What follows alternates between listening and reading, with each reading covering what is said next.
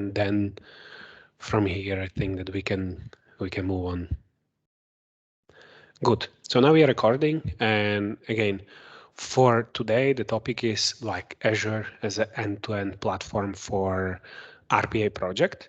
And one thing which I just catch in my mind before starting this event was that today, and we in Bratislava and on overall in the region, like in Slovakia and Austria, there are already some offline meetings started with the customers. And what I catch in my mind was that once I was entering this meeting room to facilitate this event and this meeting, I realized that okay, finally the working day is over, and I can unpin my shirt and just it feels like home. So one cool thing I want to mention about community is that it really for me feels like home, and I wanted to share this thing with you as well. So I hope that during this 1 hour you have the same feeling. So we are not in professional steering environment where anyone would judge what you have said or how you are doing, etc. But we are more here to inspire each other, to share knowledge, etc. The information which I will be presenting again is based on mine and our colleagues' subjective experience. Some things worked well. Some things you may, while looking through, you may say, okay, we did it somehow different, and maybe that way would be even better than what Edward is presenting. So what I clearly want to mention here is that it is not for me just to present, but for us to interact. So I'm having two screens, and whenever you have any questions, I'm also on one of my screens, I'm seeing the interaction in the Teams. So feel free to raise the hand or unmute yourself and ask questions directly. I don't want to have it super, like structured in terms of that we will have the whole end-to-end presentation, then we will have a Q&A. Of course, I would reserve the right for me to postpone this question if I know that the answer will be later in materials. So, and with that said, I would start sharing my screen, and I would like to actually a little bit tell about like how do we use Azure DevOps as a platform for end-to-end RPA project management. So once you create the project for you, and this part I leave on the end. So on the end, we will also see how we are creating the project. The reason why I leave it on the end, it has some sensitive data, and I would need to a little bit crop the image. And for now, I would go with the core material which I wanted to present. And then later, we can discuss all the other aspects like how to create the project, etc. Once you get into Azure DevOps, you have the following categories here on the left. It can vary. Sometimes you have a little bit more, sometimes you have a little bit less. It depends on the level of permission which you have. And one of the interesting things why we choose Azure is also that it is paid for developers, but it is not paid for business users. What a discrimination, we may say, here in community of developers, but it perfectly makes sense when you are handling the larger projects and you have more stakeholders to deal with and cooperate with. It is quite handy that you can add as many stakeholders as you like for the cooperation with them. And as far as they don't need to have an access to a repository, to Git or TFVC and other stuff, they're just the guys who are reading in what status the project is or looking at some dashboards, etc. It is very easy to manage those users, and I think that it is still quite useful. So one thing to mention that like about pricing, the standard pricing, and we can quickly have a look on this also closer to the end of the presentation. The standard pricing is that it is free for all the stakeholders. And if I'm not mistaken, the price for developers is around €5 per month here in Slovakia, maybe 5, maybe 6. And there is also the higher plan with test execution, etc., which is more used for standard app development, but for RPA, we are not yet using the last two, like the test plans and artifacts. Good. So you have the overview, and once you have the project more busy, you may see here the different dashboards and stuff, which we will go through later. Here is also Wiki. Here is a possibility to create the knowledge database. For example, here we have some handbook or some other information of how to handle different stuff in the code. The thing is, to be honest, this is not the fanciest way of having Wiki. So for us, it was more as a pilot to have it here and check how it looks like. But really, we don't prefer having the Wiki in Azure. We are using a different tool for it. But if you want to have everything in single tool, you can have also your knowledge repository in here in Azure DevOps this week. And it is, the good thing is that it is exportable, so you can easily export it and import it in any other project. It is very handy thing. Then the main part of our presentation for today, we will spend time in board and work items, because this is the place where it is covering end-to-end the whole life cycle. So I would a little bit more elaborate on all the stages that we have there, as well as how we are using the tool itself. And here, these columns which you see are already tailor-made for RPA projects. So it is not the standard, I don't know, backlog in progress done blocked as it is in Agile. But here you have the columns dedicated for each and every stage of the user story. And I would quickly go through each and every stage here, a little bit more elaborating on how actually we are using the Azure in each and every stage.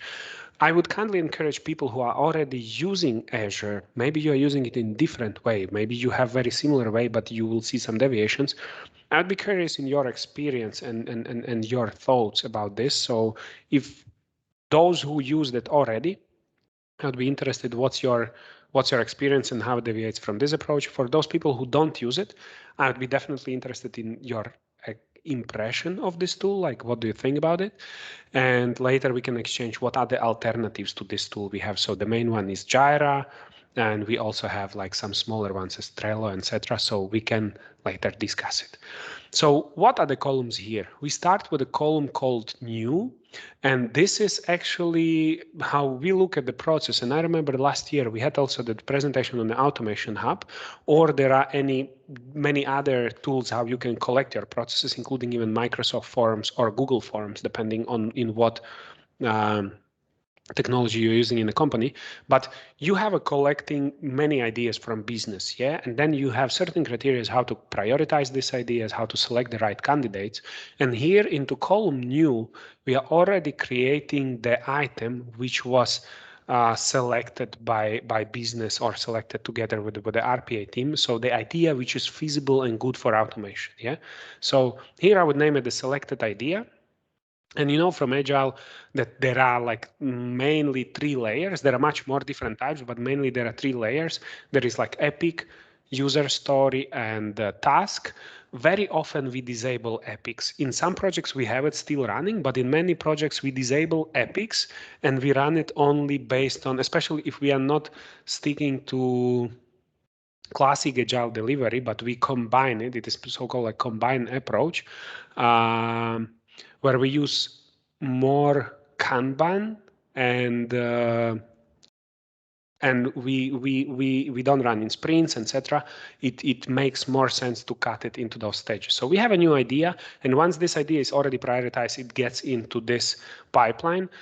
From here, the next stage in which it goes is the PDD creation. And we can maybe for a second, we can open and see how the stuff looks here. So the basic setup without adding any custom fields, you will always have a description. You will always have a chat here for like discussion with your team members. You can also tag and approach team member, you know, so probably later my colleague will be confused with this comment, but still worth leaving here.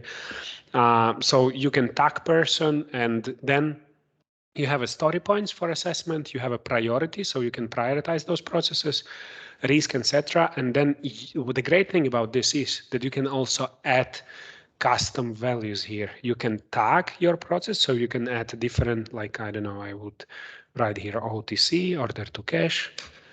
And you can later then search also by tags, by many other things, and you can have a custom field. So what quite often we are adding there is like what would be the UAT week, what would be the production week, etc. So this is how it looks from inside, and we will later get into, because we will go through the time lock and other things, but yet it is not that important for us. So I think that for now we can continue with the board.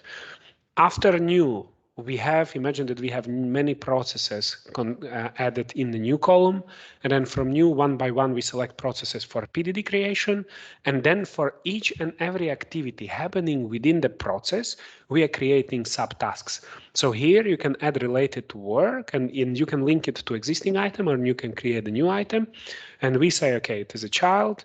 We have a standard naming for it. So here we would say create PDD and process name. So here it is selected idea,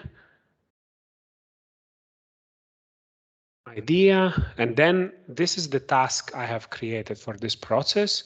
And if I need, I can directly assign it to someone. So now it is appearing as an assigned. And if I want, I can assign it, for example, to Xenia, who is also today with us on the call, save it, and it automatically appears already in her backlog here. So we have now this create PDD as a task.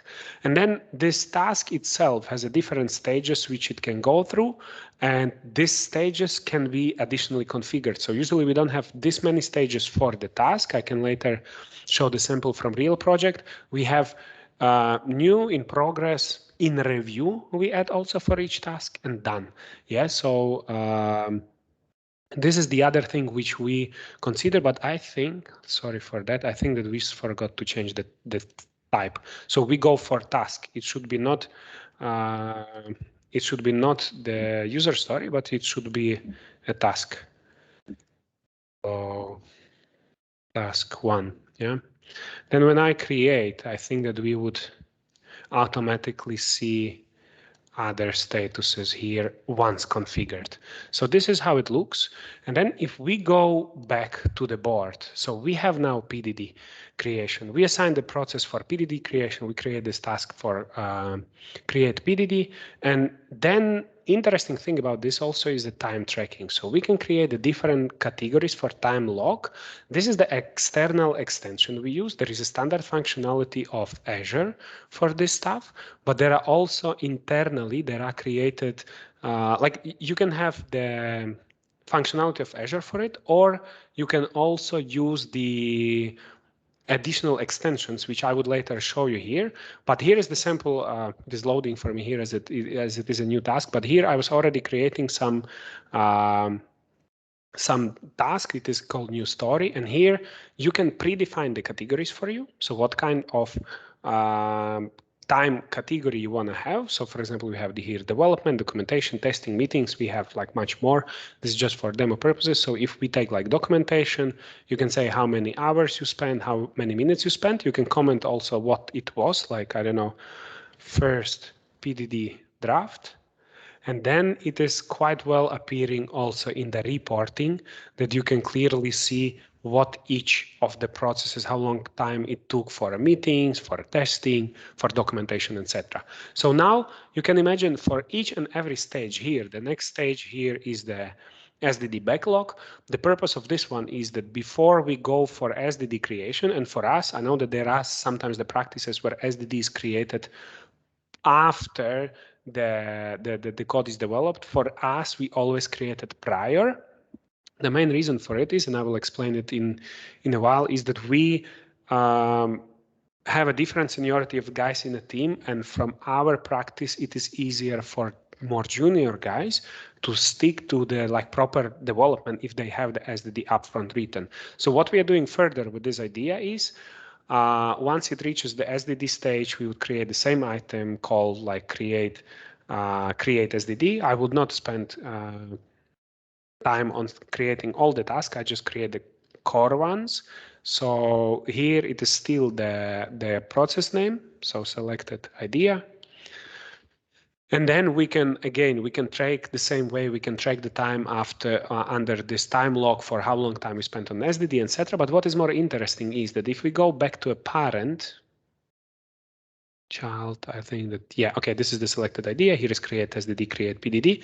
If we go back to parent, you can here also see all the tasks which are created. And after we create the create SDD, we one by one start to create all the components. So we have a naming, like, let's say, we say develop for UiPath items, and we say like login to Salesforce.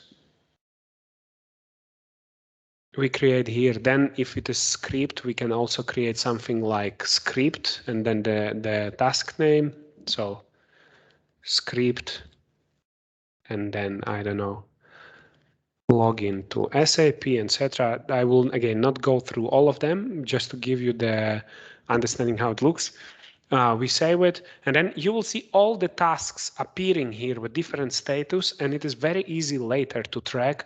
If you have a stakeholder dealing with a specific process, it is very easy just to give them a link to certain task or to whole board, and they can go through and navigate and see what everything is happening there. And you can also limit them in terms of their accesses. So for example, you can disable possibility to change any fields or change status, etc. And you just can enable them, for example, for commenting. So we have the SDD backlog. This is where like our architects are taking process for further documenting as a SDD. Then once it is taken, it goes directly to SDD creation. And after SDD creation, it goes to development. It is parked here for a longer time until all the created components which we need to develop are done. Yeah, so we have develop one thing, script another thing. Then we also have, besides the development, we also have always at least two integration tasks. So one is for a dispatcher and another is for a main part for the executor, and it would be also added here. So we have the naming called like integrate, and then we call like, I don't know, selected idea, dispatcher. And then the same thing would be for main part for executor. So I would create integrate, selected idea, executor. So this is how it looks. And then we create all those tasks. We can see it from the board itself. So I will return back to a board. And here, like the same tasks, we can see here. And while development is happening, also, I would a little bit elaborate, like every day we have a stand-ups. So how do we use also this tool is while developing is happening, on a daily basis, we have a stand-up, and we can see also all those items created here. And for example, whenever any of the developers reports that, okay, I'm already done with my task and I'm able to take something new, we filter out. First, we go one by one through the people and check what task I assigned with them, like here, for example, and we can go and check for each and every task in what status it is, why it is in this or that stage, and later we discuss like, okay, if there is any blocker, etc. And then once the task gets done, developer gets read out of the backlog and says, okay, now if Jan is reports that he is available, we filter out the unassigned and say, okay, maybe you can take a dispatcher as a next task and directly assign it to Jan in this case. Yeah. So we have a task and we just go ahead and assign it. So we use it also in the stand-up, and we here can clearly see who is busy with what task. This task is disappearing already from unassigned, and it will appear under Jan here. So we can see with the status new, and as he develops, this task also continues being updated. Another thing which we do, I will close additional aspects here. Another thing which we do is, once the task is in development, this is very, very important for stakeholder management. So not that much for developers as for business as well. And this is very good thing for developers, senior developers, and project management managers, I will elaborate a little bit. So once everything is good and shiny and all fine, there is no questions like why it takes this or that time developed or what were the issues in the project, etc. But once there is some issue in a project, business may ask, okay, why it took so long, or what were the issues on the go, etc. And here I was just quickly opening in one of the working items. I think this is this task 5. This is the sample of how we actually report the project updates. And here it is done on the task level as a sample, but usually we do it on the user story level. What we are doing is whenever there is any update, for example, that process is ready for UAT, deployment requested, yeah? Oh, you can all the standard comments we are writing in black, but whenever there is any issue, for example, the test data missing, we are writing it in red, and it is turning to be very easy later to backtrack and see what everything was happening with this process. So here I would say, okay, test data provided after 2 days. It will be also seen from the time of the comments, etc. But now you can see how this all looks. And if you add several comments like this, one after another, let me see if it is remembering it. If you add several comments like this, one after another, then you can see the whole history of the project. Yeah. So now all resolved. Process is in production.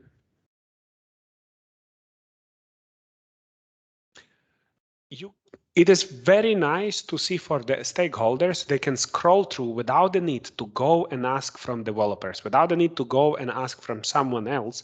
You can see the whole process end to end, what were the happenings there. You can, and usually we write the comments whenever we change the status or whenever there is some event happening. For example, development started, and development is usually a quite long activity. So in development, we spend quite some time, but then on top of it, we can, like there is a development, there is then integration starting. So we are adding comment for integration started, that there is a like some unit test happening, etc. And maybe another interesting thing is that if it is something just development related, we write those comments on a module level, so the business is not seeing it. So everything what is on the child level is not seen to business in terms of they can go and look at it, but it is mainly irrelevant information for them. So if we had a unit test, we can say that here, like for example, unit test passed. This information is not really necessary to know for a business because it is like one of many cases there. They only see the business related updates here. And we are on the module level, we are writing the updates which are more related to development itself. This is another important thing to mention. So then if we go back to boards, and if there is a need to provide more business overview on one or another process, it is very easy to go backwards and track all the changes. Then the columns which we have here are like we have a development, we have testing, we have a sign off, so we don't directly go for deployment, we have a sign off, and then the process is after the positive sign off goes for the deployment. Then we have a hypercare. So before the process is fully running in production, we have a hypercare. And then we have also like closed ones, which can be renamed also to done. So these are the statuses. All the statuses are added by us, as well as the columns there are added also by us. Before I go and show you how the columns looks like, like the setting of the columns looks like, I just want to elaborate that here is one more important column which we put right at the very beginning, which is called blocked. The purpose of this column is, and why we put it at the very beginning, is that whoever opens the board sees from the very beginning that something is blocked, something is not moving forward. So in this case, we are putting it at the very beginning, and whoever from like business or developers goes in, they would go in and see that something is wrong here. Also, we would assign it, yes? So we would not only set it to block, but we would also see with who this blocker is. And on top, we would create the blocker task, yes? So we would say that, okay, we have the blocker here. So we would say like SAP authorization missing. We would write this, so we create this task quickly. We write the comment also about this. So person, we would have it also in the task. So person can take this task and go through like to resolve it, set it into right status, etc. As well as we would see it in the history that there was such a blocker, and later then this person, in our case it is Samuel, who get this task assigned, would need to change it back to the right status and move it back to the right stage based on the progress of the process. So this is how we communicate, and actually the advantage of this approach is that without have a need to call anyone or without having a need to have a weekly catch up or anything, everyone is up to date on what is happening in the project, meaning that you can just easily open the Azure, and whenever there is a question in what stage is this or that process, or business used to ask, okay, in what stage my process is, you simply say like have a look in Azure, everything is up to date there, and you can very easily, despite the fact that it is tool for cooperation also for developers, you can very easily filter this information. On the main level, we write everything business related, and on a children level, we write everything what is more related to development itself. So this is about stages. And now I can quickly show you how the configuration of the columns look like. So you create for yourself, like, first of all, the statuses. And here are the statuses, and then to statuses, you assign the different columns. So for example, we have like for showcase, I think that we had there this closed one. I don't know if this, yeah. So closed one represents the closed status, but I can say in production, yeah. And now my column would look like this if I didn't screw it up. In production, though the status would still be, if I go here and change the status to, where is my status here, development. If I change it to closed, it will automatically go and move to in production. Another thing is that you may have also some statuses which are not represented here, not represented in the columns. And one of those was, I think there was appearing removed. Let me quickly go back and check if I can replicate it with any other one. Yeah, removed. So for example, here in removed, we don't have the column for it, because once we set the process into the remove stage, it will disappear for us. So I will quickly show it. So let's remember this process here. If I now go and set it to removed, it doesn't have the representative column. So once I set the status, this process is not anymore here. Yeah. So it is, we need to apply additional filters to go and find it. And if I go back and put the status to like SDD creation, it appears here. Yeah. So it is very easy to work with those work items as well as its child. So we have a tasks as a child, and we can easily work here. Another column which we have in like real production boards is retired. So not the column, but the status itself. So it is similar to removed, but once the process is running in production for 1 or 2 years, and then there is a replacement of the robot by new application integration or something like that, it's simply we put it to retire stage. We can still filter it out, but in the same time, we don't need to bother with having extra column for it. So another thing which we can discuss here is a delivery plan. So you can easily create for the stories you have in there, you can add all your stories, and for each of your story, it has exactly the same structure as in there, and it is linked. If I take this story and put it to, I don't know, PDD creation or wherever, it will be still appearing in delivery plan, and you can clearly say till when this process will be done. Yeah, so you have a zoom here, and if you have more stories, you can clearly decide and see for management reporting. You can clearly see what process will be delivered here. So here it is on the story level. So here it stays stories. So we will not see all the subtasks under it. We only will see stories. We can also filter it by tag and any other properties. And actually it is quite easily to possible to see the like when what process will be delivered. Here we have a time log summary, and how it works is that I was showing you on the other sample how we report this hours. I think it was somewhere here. Yeah. So here actually was the place where I was configuring this. This is in settings. I will show later. This testing, meetings, documentation, and development are the manually added categories. So if I want, I can add, for example, what we didn't have there. Meetings, testing, development, I don't know, deployment. So we can easily add it here, and it would be as another category in the time reporting. But also for the time log, you can see that all the things which I was writing under the story is showing here as a report, and it can sum up seeing how much time I spent on documentation. And maybe we can go again to this task 5 and try if it will not be hangy this time. Yeah, so it is not, but I think that this is not the task which we are looking for. Let me see this one.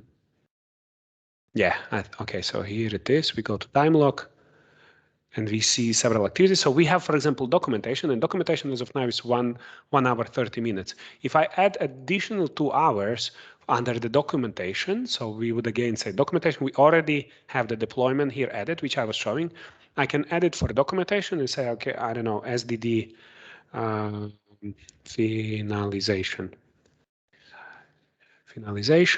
I add it, and then on the overall calculation, instead of under documentation, instead of 1 hour and 30 minutes, it would update and it would show the total time. Let's see what it will do. Yeah, so now it is 3 hours and 30 minutes. So on the end, when we deliver the project, I use a dummy project because like all the others are containing the customer information, so we are not allowed to use it. But you can see for each and every process as a work item, you can see how much time you spent on documentation, on the meetings, on testing, on development, etc., etc. And it is very easy later then to generate the time reporting, to justify the effort, to resolve the conflicts if there are some questions from the customer, why we did it this or that way, why it took so long. You go back to story and say, hey, look, guys, we had these blockers like three months ago, or here is like, let's say 6 months ago, though is minutes, but this all like remembers the exact time. So you can say, okay, on the 3rd of November, we had this blocker, that blocker, etc. You can also add here like IT team for authorization resolution. So for example, if you want to tag someone from IT team or whoever else, you can just go ahead and tag that person. Yeah. So this is another thing. We can save changes. Anyway, it is the dummy environment. So this is about the time lock. So now you see how the time lock looks like, and you can choose a different periods. Since we created this project just for this like demo purpose, there are not many periods, but it is sorting it by week. So you can select what week you want to have reported, or you can also go ahead and select the custom dates. So for example, I will go back a few months ago. And besides, yeah, here is Bohdan. I'm not sure if he was reporting something, but you can also select like if you want to see it for the whole team, or you want to see it for any specific person. So this is how this time reporting works. And the more work items you have, the more granular the reporting gets. So if we go back on the board and take this story to just quickly to add another item there, I would add development, integration of dispatcher took us 5 hours, so it was quite fast, I would say. Depends how big the integration is. It would appear here with a new category. So we have like still Edward Slopetsky, myself. I spent this amount of time on user story 1 and that amount of time on user story 2. So it is like, I think that from reporting perspective, it is quite nice. Also on top, you can download it and you can then have the same thing, like you can on top play with the different visualizations. If you would like to have, I don't know, some macros connected to it, or you can have the simple export import thing where you would have all the things linked already to dashboards, where it would be very easy to see how much time you spent on what. Here, everything is reported in minutes, so you don't get confused with the different units of measure. And you can very easily generate the report for a customer or for internal needs to see who was spending time on what by types like documentation, meetings, etc., as well as by exact comments. So usually here we write the modules we are working on, or more in detail, we write the categories of the tasks we are working on. So this is how the export looks like. And then what is relevant for developers, what is actually not accessible for those stakeholders license, is also repository. So here you can have like a repository created where you can create any kind of project. So here I don't know, I would create a sample one. This repository is now TFVC, so you can have the two types of repository, and both can be connected to UiPath. So you can generate the connection string and you can connect it directly to UiPath. So you can use the front end of Azure for like seeing those files and folders, etc., as well as you can create connect through TFS as an application, as well as you can connect directly through UiPath and get items here. Also, you have a possibility to create a Git repository. I'm sure that there are many guys who are also working with Git, so you can create Git repositories, and you can have only one TFVC repository per project because the TFVC technology is a little bit different and it allows you to label items and have many processes in one repo, where for Git you can have as many as you want. So you can have a process 1, process 2, etc. You are creating usually more Git repositories. If I click on Git, it again will allow me to create the second repo, and I can easily connect between them, switch between them. This is one thing. And another thing that you can easily later then get the HTTP string for, and you can generate the credentials for you for UiPath. So you just take those fields and you can directly paste it in UiPath. So your project will be synchronized whenever you do any commit, or if it is TFVC, if you do a check-in or check-out, this all will be displayed here. So you can see all these things. And on top, I know that there are some guys, we still, I would highlight here Yuri Timkiv, who was submitting the idea of CI/CD. I remember it was in Jenkins for user, but the same thing can be also done on Azure level. So in Azure, you not only manually work with all this like repositories, files, etc., but you can build a pipeline for CI/CD, and UiPath already has the pre-made extensions for Azure, where you can quite easily build the CI/CD flow for automatic deployment of the processes. For those who don't know, we will have the separate session for CI/CD, but in a few words, you don't always need manually to deploy the process. For example, if you have dev, test, and production environment, you don't always necessarily have to do it manually, but there is also a possibility to have it by some triggers. For example, whenever you publish the new version in Orchestrator, it would automatically realize it and trigger the approval workflow saying that, okay, sending it to a manager who needs to, or the deployment manager who needs to approve it. And once it is approved, it would be automatically deployed to test or later to production. If everything passed well, this manager can say, okay, now test passed, and it goes automatically to production. So this is about the repository. This is about the CI/CD. CI/CD is the bigger topic itself, so we would not dedicate the time today to speak about this, but we will have the separate community event dedicated to it. But another thing I just want to highlight is as a time reporting, for example, so or capacity planning, I don't know, let's see. You have a lot of different applications for almost anything. Yeah, so here is like there are two applications for capacity planning. Then if I want to have a tracking, like time tracking, there are many different apps, free and paid. We are using this free app as a sample.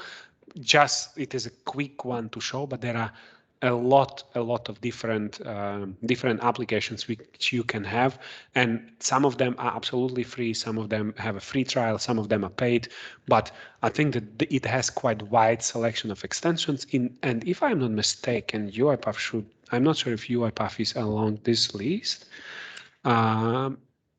Yeah, so we have a UiPath test manager, but also Azure Path CI/CD. I think that there is already a connector built, so let me quickly spend few, yeah, Marketplace, Visual Studio, so you can grab it from Visual Studio. There is a UiPath integration for Azure pipelines. It is just a different place, but it already has different tasks like running job and doing other stuff, which is very useful. It takes some effort to configure. It is not out of the box as you open Academy and you quickly do it. So it takes some effort to configure it, but once you have it configured, it simplifies a lot life in terms of deployment of things to test environment, to production, etc. So what is important to mention about Azure is that you have a lot of different extensions for whatever pops in your mind. You see here like Teams integration. I remember that there are some stuff also for like even external apps. It's not only limited to, like here you can see Trello, and Trello is definitely not the Microsoft product because it was recently acquired by Jira. So you have not only internal apps, but also external, which can be integrated here. So this is about apps, and overall, I think that 80/20, I have mentioned everything for this cooperation. Maybe the last thing which I would show you is the project creation, because, and while I will be showing it, I will a little bit hide the screen because there are some sensitive data which I cannot show, but I will bring it back once I'm ready to show the project creation. While doing so, I'm wondering, like, what's your first impression or what's your opinion about this? Do you find it also useful for your projects, etc.? So I would like to encourage you to think about those questions, because this is the last part which I will be presenting. This is the demo of project creation, and then afterwards we'll open the discussion. We will still have 10 minutes for discussing those topics. So for now, what we would do is how the project is being created. We click here on a new project, we give a project name, so community demo 2.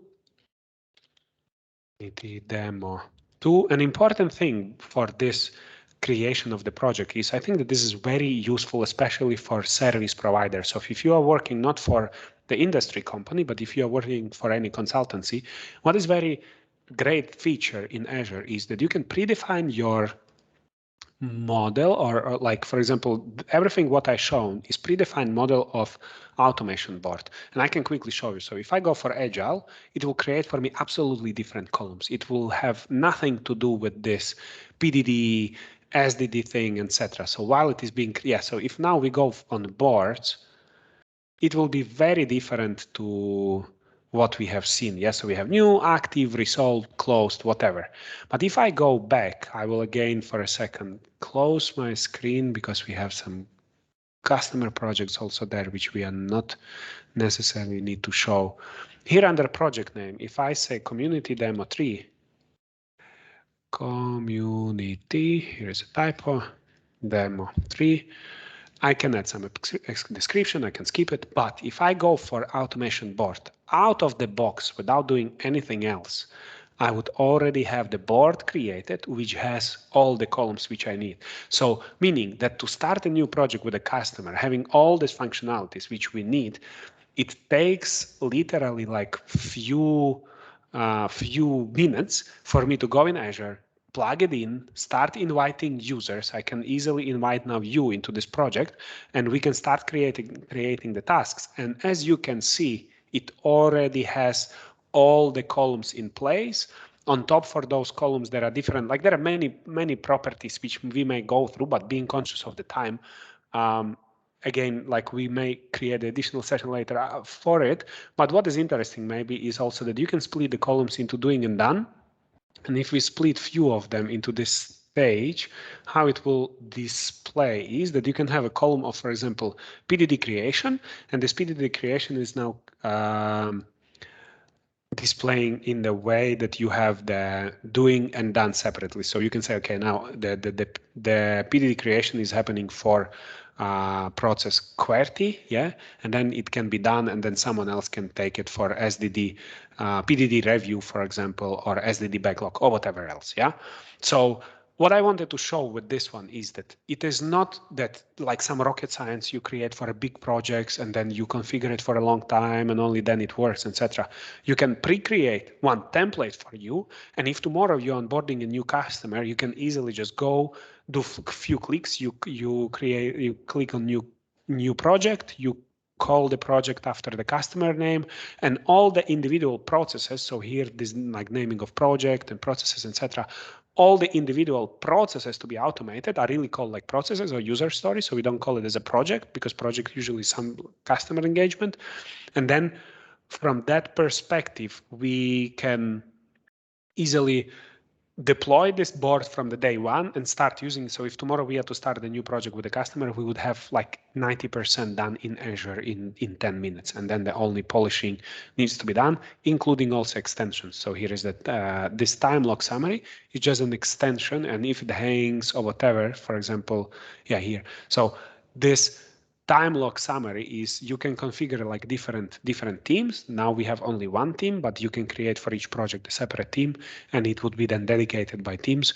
The more extension you add, you will have all of them also as a part of the template. So I think that this is great advantage that you don't need to always recreate all this your know-how from the very beginning. And when I say your know-how, it doesn't need to be PDD creation, SDD creation, whatever. You can design your columns, and you can once design your operating model, and then just teach everyone to stick to it.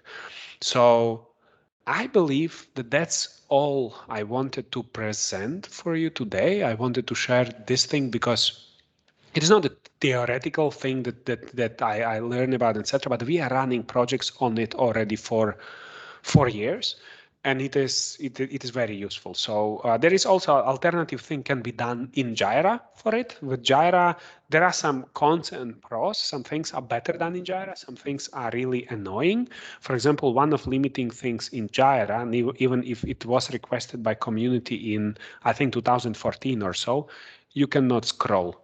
So the more columns you add, the thinner the columns get. So if for in progress, to do, done, etc., it is quite okay. But if you have like for this standard agile, that you have new, in progress, blocked, done, or in review and done, if you have 5 columns, it looks fancy.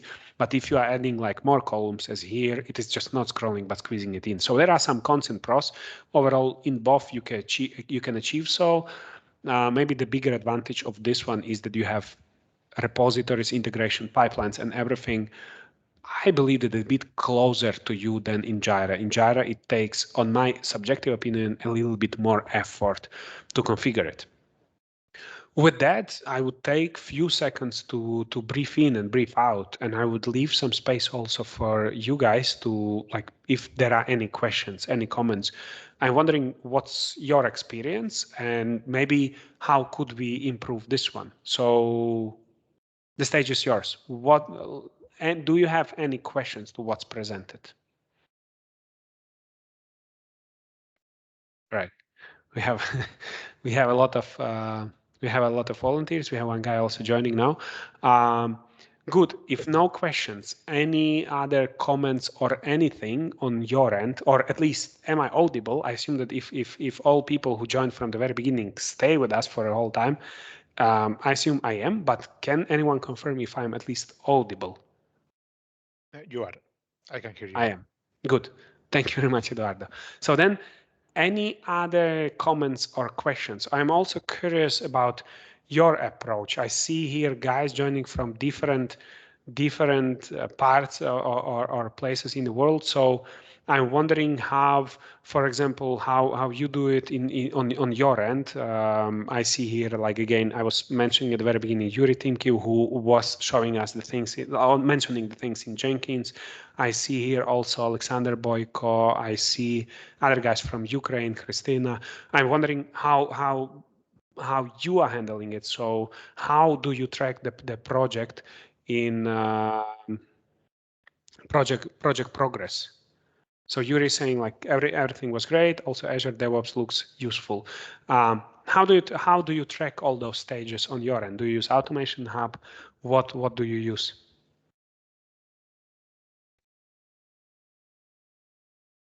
Anyone? So we are using, Yuri Timke is saying that we are using Jira. Anyone else? Like you can type your comments or you can also unmute and speak about this.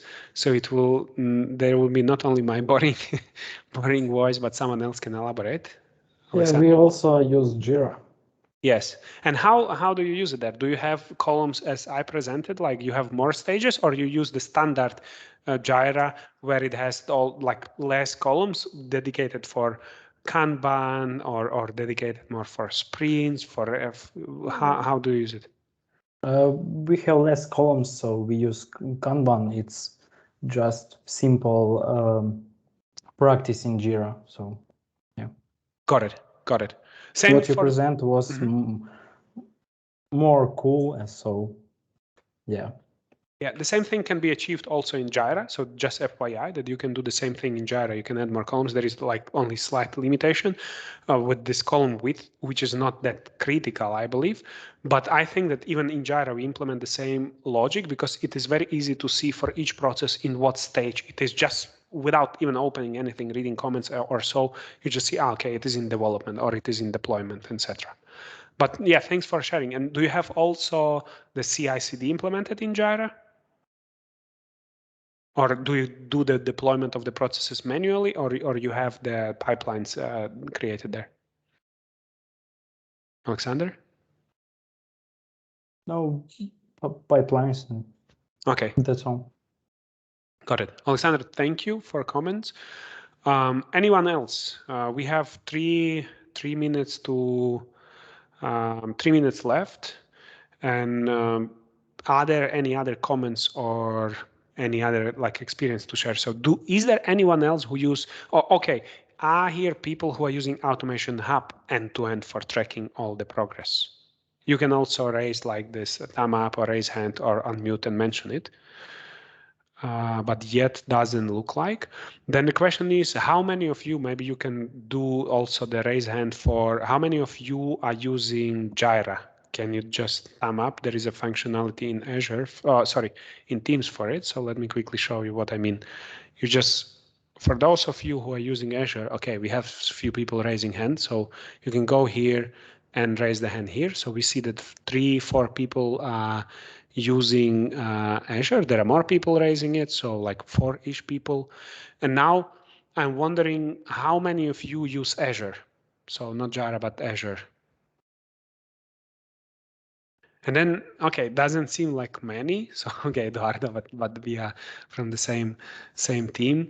How many use something else? So what, like, because there are very few people who use like Jira, what else do you use then?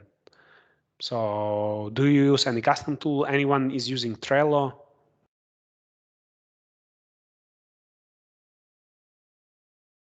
All right, good. I mean, considering the fact that we don't have much interaction on the end of the day, if there would be any questions, I'd be happy also to answer those later via email. You can find me through a LinkedIn, etc. This video will be published in community and you will later get notified about this. If you would like to know more about the approach, I'm happy to share it on like community basis. So we don't consider any commercial engagement, etc. But of course, I'll be happy to share more knowledge of how to set it up, etc. And see you soon. So we are done end to end within 1 hour. So I wish you a great rest of the day and talk to you soon. Bye bye. Yeah, thank you for presentation. Thank you. Have a nice evening. Bye. Thanks, bye. Good luck.